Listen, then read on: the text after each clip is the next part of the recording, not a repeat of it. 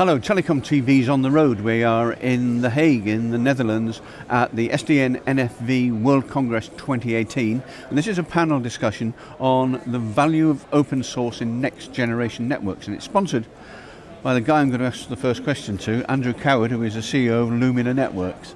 So let me introduce the remainder of the panel when I'm at it. On my immediate left is Alla Goldner, who is Director of Technical Strategy and Standardization at Amdocs. Alla, welcome.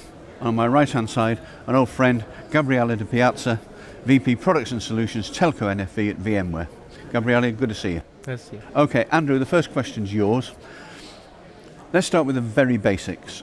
Where are all the places that open source can be leveraged to deliver functional value in 5G and MEC networks? Well, I guess the simple answer to that is almost everywhere, which is a little bit glib, but there's three key areas that open source is playing out in.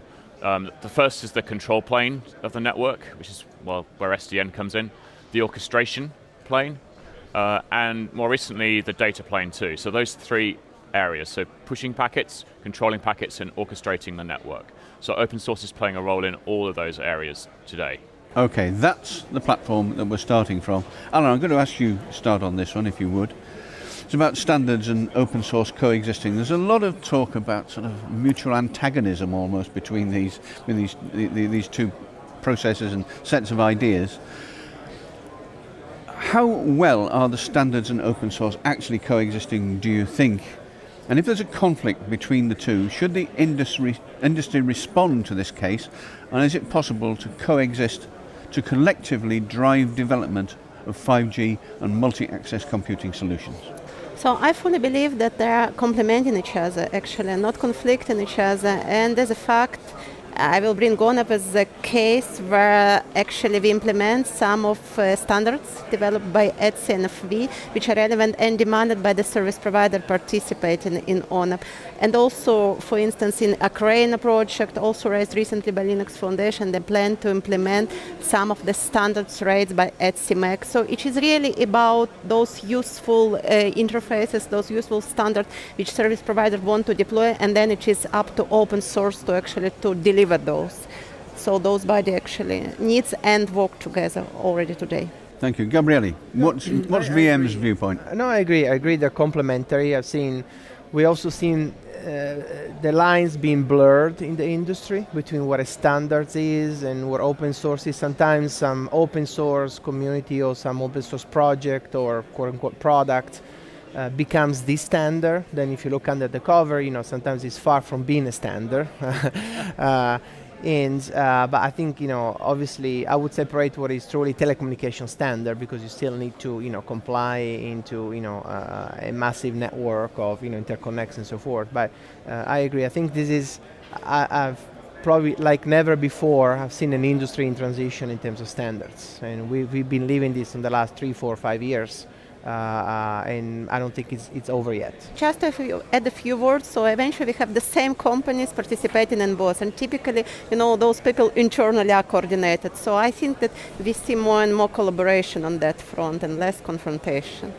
Andrew, this is a subject near and dear to your heart. What's Lumina's take on it? Yeah, I guess as we develop open source software, we see the standards as the guide rails that mean that as we write the software, we know the boundaries with which we should be writing and what we need to talk to, how we speak northbound and southbound to the different appliances or the applications above us. So that creates the framework. Writing software is the show me part of the business, where the standards are the tell me. So tell me how to do it, and then the show me how you did it part, which is the software. So those two things really come together in a complementary way. I think it has been said that developing open source has really accelerated the progress, in the sense that standards had slowed down somewhat over the years. We've seen the development of 5G and how long that's taken to come. And so that sense of frustration, if you like, has been allowed the open source community to develop somewhat ahead of the standards in many cases. I think what we've seen in recent years and months is that doing open source well is very challenging. It's fine to say this is going to be open source and the vendors are going to come along and give what the CSPs what they're demanding, what they're asking for and so on, but to do it well seems to me to be a particularly difficult thing to do. Are you finding that it is tough to do, Gabriele? I agree. In general terms, you might argue there's more commits to open source community than debugging because of the timing.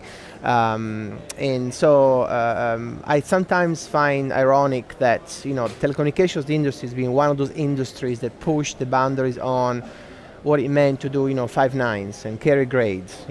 Think of the carrier grade term, right? And now you move in a world that says open source is going to solve the problem. Obviously, I think it does from an innovation perspective, but then you need to have a very well-engineered solution if you want to run a network in production. So that's where I see, I think it's not just about producing open source, it's about how do you make it operational. Alla, what do you think? I think that the key here is really a collaboration of service providers with vendor in the open source community, starting from the very beginning, meaning defining of the use cases which are really needed for deployment, and not just letting it proceed by some specific vendor service provider requirements only. There's a fact, as a use case subcommittee chair in ONAP, I put a pressure on the service provider participating in ONAP. Please bring your requirements since the very beginning. Only this way, this is something which is going to be deployable at the end. That's right, because I think so much is taking place in labs of the telecom industry around the world. Getting those things out of the labs and into the live networks, that's been the hard bit, the operationalizing, the hardening, the scaling. And those are the things, to Gabrielle's point, that's not the sexy part of the industry where you've got to do the debugging, you've got to do the fixing. And yet that's the most important part and the role that's necessary to kind of get into live deployments. You brought me very nicely, Andrew, to the next point, which is this. Where is the industry, do you think, now at testing and deploying these open source solutions? And where deployments are in place, what have we learned from it? What are the pluses and what are the minuses? What do you think, Alla? So there are quite a few deployments in place already. What we learn is that actually open source is not a product. Open source is a platform which still needs to be productized. And so it is not something taken for free as well. And this is also some, understanding which has to be taken as is by service provider. I'm not sure 100% they're there yet, and this is something for them also to learn. So it is their turn to tell us what they require and what requirements needs to be fulfilled and what they expect from each one of the open source to achieve, but also that at the end they should take it jointly with the vendor to actually productize it and make it a product which is deployable in their network, which is called with enterprise grade quality. So I think we still have a gap there to fill, understanding wise, and this will come. Also speaking of the industry and how it involves, going in 5G on MAC duration, there are still quite a few things to be done also on that front on what exactly is open source, where vendors can collaborate more in order to deliver the baseline jointly as we do in network management already, also on the network side, and then innovate on top of that. And if we get there, the industry will benefit a lot. Thank you. Gabriele? I think there's a wide spectrum, right? Open source, there are some very mature solutions. If you look all the way back to, Linux all the way, what's happening right now. So I would say live through an industry that actually moved to some of the core platforms being, commercially deployed in open source. Some of those, maybe data plane is an example. There are different, components which are most widely deployed. Industry is an evolution. Now the whole industry is looking ahead into cloud native and what's going to happen with cloud native and control plane and orchestration there as well. So I would say that there are different degrees of maturity. A lot of the deployments are driving the actual debugging, and therefore the more deployments, the more the software becomes commercial. So that's I say it's an evolution, something more mature, something less. I think the other thing that's linked to this, as we've seen the deployments from the customers that we have take place, if you don't deploy it, you don't learn. And that sounds like a very obvious thing to say, but just testing in the labs and saying, well, maybe it's ready, maybe it's not, I don't know. And so you have to get out there and actually do it. And when you do it, you go through the challenges just like any technology. But once you cross that threshold, it's like, well, why are you doing this in the first place? The ecosystem that you now have, the vendor ecosystem you now have, having crossed that threshold changes completely. The way and the relationships you have with those vendors, how they deliver product to you, how you understand the innovation that's built on your network. So it shouldn't be unclear about why you want to do it. There's so much discussion's taken place this week at this show. It's you have to cross that threshold and press that button, find the project, make it happen. Otherwise, you'll never do it. Think of the transformation this also bringing in your traditional network equipment provider community, right? With certain life cycle, moving from typical hardware life cycle support and so forth into a software life cycle, now into an open source life cycle. So sometimes it's like, okay, how can you manage that? It's a very different type of operations these days. Mentioned before when I was talking just then, what do you think, each of you have been involved in the deployments and seen them going on, what do you think has been learned generally from them so far? A, it's just really hard to do. B, as you say, Andrew, you've got to jump in at the deep end and get going.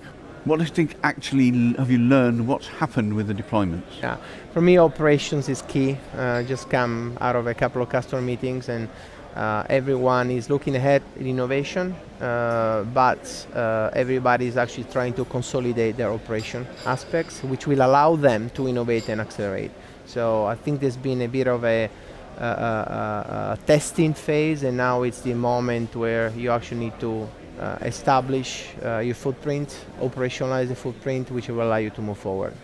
I fully agree, and actually, again, speaking of FONAP, from one side we have all those new use cases coming into the play, lots of discussion, lots of emphasis on that, and 5G, mobile edge computing, automation, and we always have those rooms full of people, those conference calls with 50, 60 participants, and then it comes also to the discussions of, code quality and scalability, resiliency, security, what we call platform quality or S3P, and less offensive things, obviously, but this is what is needed also for deployment. So the real challenge really is to understand where the balance is and to split the development effort and integration effort correctly between those two, between the innovation, which we put there, and the platform quality, which is the key for deployments.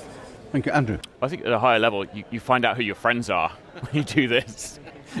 The vendors that come willing to the table and are actually changing their products and delivering products in that space, and the vendors that come kicking and screaming, if you like, trying to avoid going through this process. And it's fascinating to watch that play out, and how the service providers are then managing those vendors to get them through these hurdles. So it is interesting watching that, and a lot has been learned about the vendors that really are in open source and the vendors who've just put an open source whitewash on whatever it is that they do. Moving on for a moment away from the technology side of things, beyond those technological changes to the network, does the service provider internal culture also play a major role, whether in blocking or whether in facilitating whatever it may be, when it comes to open source deployments? Or is it something which is just completely separate and you put all the stuff in and the network gets going and then you hope the culture changes? I see service providers progressively taking a much more active role than in the past. Question is this accelerating or slowing down? Different discussion, no. But I think it's a good thing. You cannot have a vendor-driven community because I would actually argue that service providers should be much faster in adoption, not just in contributing and participating into the different communities, but actually much faster in adoption, because I will actually foster much more innovation. If you look at the community of startups as an example, you cannot have startups working on years and years and years just in trial and piloting, right? That would be, I think service providers are part of this equation, and so not just participating in the standard, in the discussion, but in actually adopting it and going much faster. It's fascinating that it's service provider by service provider have realized that they have to bring innovation back in-house. It's almost like they've outsourced too much, and they've outsourced their future. So the recognition that they have to innovate and they have to have some of the expertise in-house in order to make these new decisions. And so the success that we've seen with service providers is when they've built their own teams of experts and people who really understand this, who can then work with the right vendors to then move forward. Because otherwise, we just get the same RFPs and RFIs as if it's 1995 all over again. Yeah, we have to change that, and that's really the success we've seen with the carriers who've actually gone through that whole process.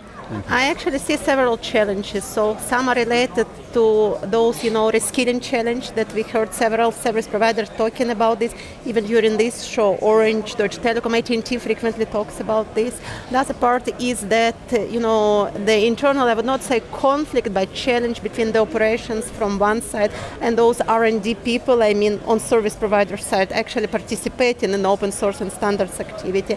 And also the cultural barrier, then they have to expose their requirements in open source communities. For instance, if they want those requirements to be implemented, they're not willing yet because their culture prevents them to expose those requirements publicly. So those are challenges. I think they are trying very hard to overcome those. Some of them did quite a lot of success on that front, but they're going through the process right now. So hopefully they will be successful. This cultural thing is very difficult to quantify. And we all know, we've all been in companies and organisations where they're dead set against change. But given that change is being thrust upon them one way or another, obviously in the not too longer term, they're going to have to change. Do you see that change taking place now? You mentioned AT&T and others that are very proactive in this, but what about those that aren't?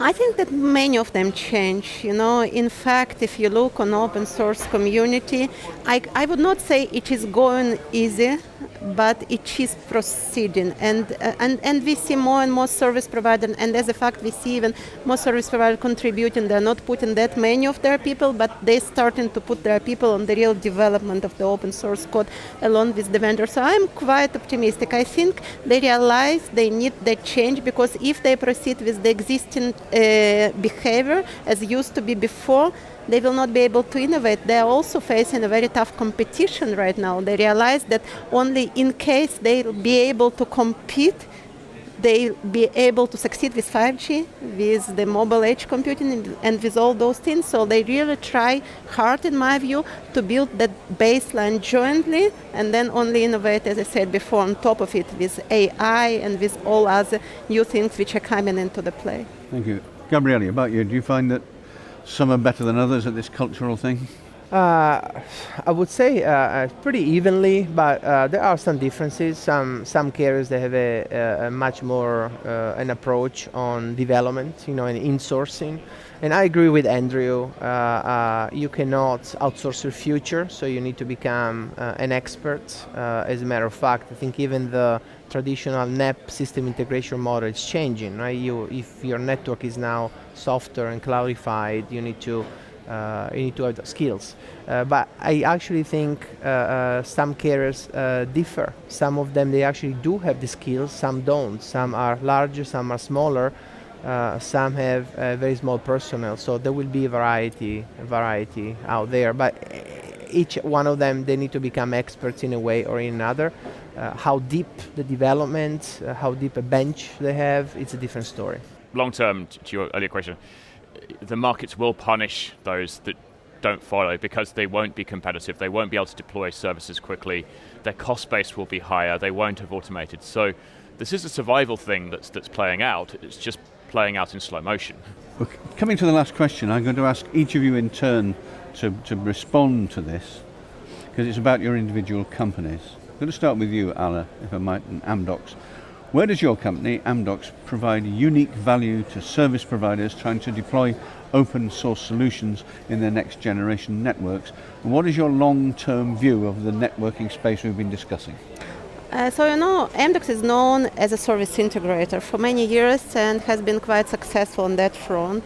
And starting from 3.5 years ago, when Amdocs actually started to participate and actively contribute, co-create eComp, then lately turned to be ONUP, that was the first big attempt where Amdocs went for something different. So we are 3 years after start of that journey. we are still there and succeeding, right? The first 2 deployments with AT&T and Bell Canada, we support, and we continue be heavily involved in ONAP. I think we are number 2 contributor in ONAP. We provide a very unique value. Not all of our expertise on service integration side, but actually our real development skill, our architecture skill, our system knowledge. We are expert in several quite important modules of ONAP. So this is a mix of both. As I said before, eventually vendor will be needed to bring the system to the service provider. On top of that, really, there is a need of the real code and how code is developed and how it is architectured in order to be successful in deploying it. So this is where Amdocs clearly can play a key role. Thank you. Gabriele and VMware, same question. Same, so very wide as well. Right? I can speak for the telecommunication industry, but that would be just a small subset of what VMware does. We brought in a chief open source officer a couple of years ago, so VMware actually moving rapidly into multiple and contributing to multiple communities.